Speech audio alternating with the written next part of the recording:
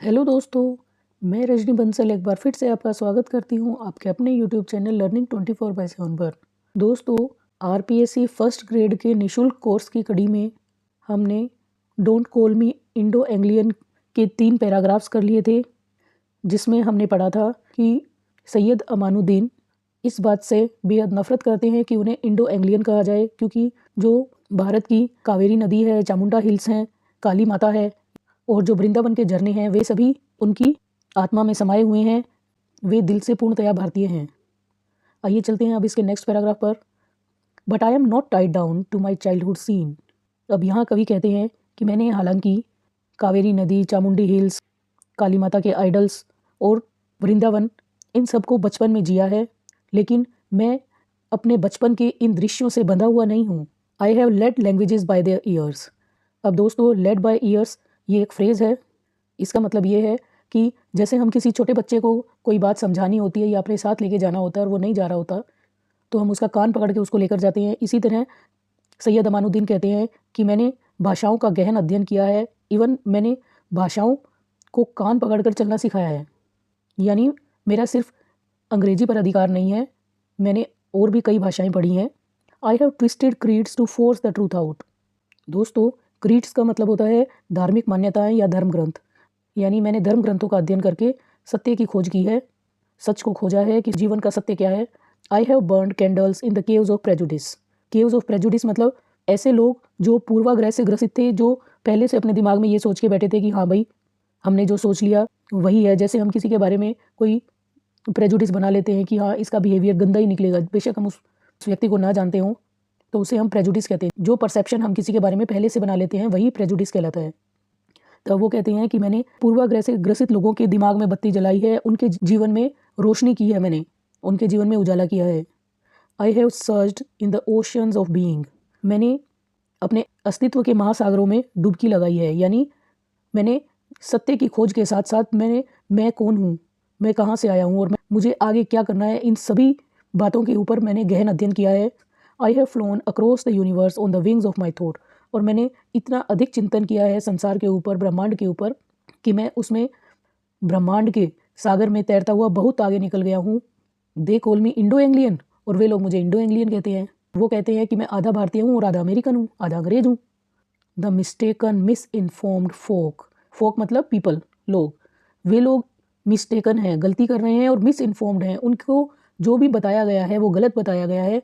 मैं केवल Indo Anglian नहीं हूँ, मैंने तो समाज की इतनी चीज़ों का अध्ययन किया है, मैंने पूरी संसार की इतनी भाषाएं सीखी हैं, मैंने इतने धर्म ग्रंथों का अध्ययन किया है, तो मुझे केवल इंडो एंग्लियन कहना सही नहीं है। एंड क्लास मी। अब आप यहाँ देखिए, इन्होंने AND एंड को N लिखा है, जो हम आजकल लिखते हैं। तो ऐसे ऐसे प्रयोग सैयद अमानुद्दीन ने अपनी पोएम्स में किए हैं, और वे लोग मुझे इंडो एंग्लियन कहते हैं। And class me with a small group of writers. और मुझे राइटर्स के एक बहुत छोटे से ग्रुप में शुमार कर देते हैं, उसमें शामिल करते हैं कि मैं केवल एक इंडो एंग्लियन राइटर हूँ। अब इंडो एंग्लियन राइटर्स कितने हैं? बहुत गिने चुने हैं, और वे मुझे बहुत छोटी सी कैटेगरी में शामिल कर देते हैं। Cloistering me, and when you call me Indo Anglian it cloister me. इससे मेरा दम घुटता है, इतने छोटे से ग्रुप में मेरा दम घुटता है। क्रिपलिंग मी, और इसमें मुझे बहुत भिजा भिजा महसूस होता है।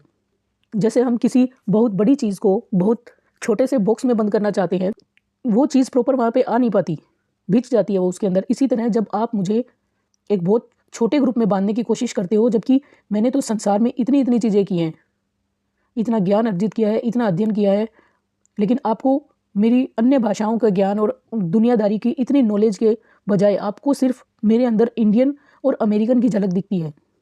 बाकी मेरे उस पूरे ज्ञान को आप व्यर्थ समझते हैं, और जो आप ये इंडो एंग्लियन मुझे कह के बीच में एक छोटा सा हाइफन लगा के मुझे जोड़ने की कोशिश करते हैं, यह बात मुझे बिल्कुल भी पसंद नहीं है। I would rather roam with Kalidasa and Kabir. मैं तो बल्कि कालिदास और कबीर के साथ घूमना चाहता हूँ। मैं चाहता हूँ कि मेरा नाम उनके बीच में लिया जाए। और go on a spiritual journey with दांते। दोस्तों, दांते ने एक बुक लिखी थी जिसका नाम था डिवाइन कॉमेडी। दोस्तों, इस बुक में एक व्यक्ति धर्म यात्रा पर निकल जाता है। तब वो कहते हैं कि मैं भी दांते के साथ एक धर्म यात्रा पर, धार्मिक यात्रा पर, आध्यात्मिक यात्रा पर उनके साथ निकलना चाहता हूँ।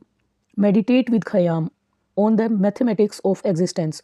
और मैथमेटिक्स के बहुत बड़े विद्वान हुए खयाम, और मैं खयाम के साथ गहन चिंतन करना चाहता हूँ। और sing with Ghalib the anguish love. और प्रेम की आक्रोश पर मिर्ज़ा गालिब के साथ गाना चाहता हूँ, मिर्ज़ा गालिब के साथ गज़ल गाना चाहता हूँ मैं। जैसे गालिब ने बहुत सी दर्द भरी गज़ल लिखी हैं, वैसे ही मैं भी गालिब की तरह मशहूर होना चाहता हूँ। और drown with LiPo kissing the moons reflection in the river. LiPo को दोस्तों लीबो भी बोलते हैं, LIBO। यह स्टोरी मैं आपको बताना चाहूँगी कि लीपो नाम का एक व्यक्ति था। जब उसने चांद की इमेज नदी के अंदर देखी तो वह नदी में उस चांद को किस करने के लिए झुकता है और वह नदी में डूबकर ही मर जाता है। वह सोचता है कि मैं चांद को किस कर लूँगा, लेकिन वह किस नहीं कर पाता और वो उसी में गिर के मर जाता है। यहाँ कवि कहते हैं कि तुम मुझे एक बहुत छोटी सी टर्म इंडो एंग्लियन में बांधना चाहते हो, जबकि मैं तो चाहता हूँ कि मेरा नाम कालिदास, कबीर, दांते, खयाम, मिर्ज़ा गालिब और लीपो जैसे बड़े बड़े नामों में शुमार किया जाए, क्योंकि मैंने इतना गहन अध्ययन किया है और तुम मेरे अस्तित्व को ऐसे इंडो एंग्लियन कह के बहुत छोटा बना देते हो। They call me Indo Anglian, it's true, I right in English. अब यहाँ कवि कहते हैं कि वो मुझे इंडो एंग्लियन कहते हैं। चलो ये सच बात है कि मैं इंग्लिश में लिखता हूँ, dream in the languages of Shakespeare and Keats. और मैं शेक्सपियर और कीट्स, जैसा कि आप जानते हैं, इंग्लिश राइटर्स थे, तो मैं उनकी भाषा में यानी इंग्लिश में सोचता हूँ। जो मुझे सपने आते हैं वो इंग्लिश में आते हैं। I think in English, but I am not an Anglo my friend. लेकिन मेरे दोस्त, जब आप मुझे अमेरिकन कहते हो तो आप गलत हो, मैं एंग्लो नहीं हूँ। आई am not American, I am a poet. अब यहाँ दोस्तों कवि ने पोएट बहुत पूरा कैपिटल में लिखा है। इससे पता चलता है कि जो पोएट है उनके अंदर कितनी अग्रेशन है इस चीज़ को लेकर कि उन्हें बहुत छोटे से वर्ड इंडो एंग्लियन में क्यों बांध के रखा हुआ है। वो कहते हैं मैं तो एक कवि हूँ। यहाँ कहने का मतलब है कि वो ये बताना चाहते हैं कि जैसे मैं तो कभी मरने वाला हूँ ही नहीं, मैं हमेशा जीवित रहूँगा, मैं अमर हूँ। I have lived 40 centuries under various names. अब वो कहते हैं कि मैं 40 सेंचुरीज 40 शताब्दियों से जीवित हूँ, यानी मैं पिछले 4000 वर्षों से जी रहा हूँ और हर जन्म में वेरियस नेम्स, मेरे अलग अलग नाम थे, भिन्न भिन्न नामों से मैं पिछले 4000 सालों से जीवित हूँ। मैं कवि हूँ, मुझे जो विश्व के महानतम कवि हैं उनमें शामिल करें। बहुत छोटी सी टर्म में, हाइफनेटेड टर्म में मुझे मत बांधें।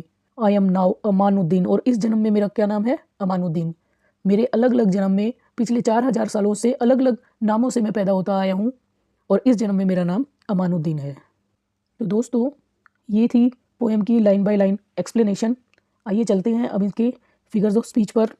दोस्तों जो ये मिस्टेकन, मिस इन्फॉर्म्ड है, इसमें एलिट्रेशन है। Rather roam, I would rather roam, rather roam में भी एलिट्रेशन है।